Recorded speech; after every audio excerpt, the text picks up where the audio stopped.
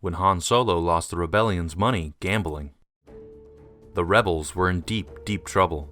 They had just destroyed the Death Star, but they had suffered a huge loss at the Battle of Vrogas Vas, where Vader single-handedly almost killed Luke and Leia.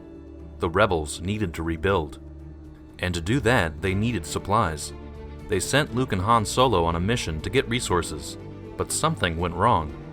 Solo decided that he might be able to double the rebellion's money with a quick card game, and he lost it all. How did he lose it all? And why didn't Luke stop him? That's today's story. Despite the bright colors of the games, barroom lights, and alien skin colors, the atmosphere was anything but bright in this crime-ridden gambling hive.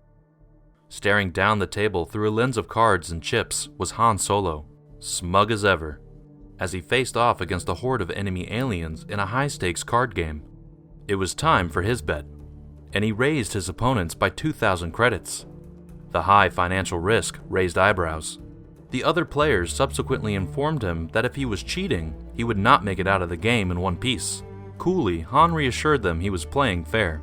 However, Luke didn't see it that way. In reality, Han was playing fast and loose with money entrusted for vital supplies for the rebellion. Though Luke warned him that this was wrong, Han was confident in the idea of doubling the rebellion's money, ensuring more supplies, but also a small finder's fee for himself. That was, of course, if he won. But he didn't. The two men ran out of the gambling den after Han bet more than he actually held, and the fellow gamblers pursued. Although Luke insisted they go back and reclaim their faction's funds, the danger was too great, and they both ran to the Falcon and sped off shortly thereafter. In the cockpit, the panic generated by the situation now flowed between both of them, as the ship seared through the pink sky.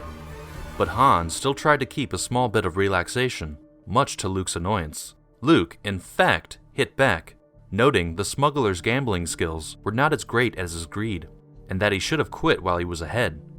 Enraged, but still calm, Han mentioned that Luke couldn't talk about that until, like him, he had experienced a price on his head. It was slowly becoming clear that a lot of Luke's anger stemmed from his own personal insecurities. Having recently joined the rebellion, he felt his membership was in jeopardy. Also, he did in fact have a price on his head, just like Han. In fact, it was a price to the tune of 60,000 credits.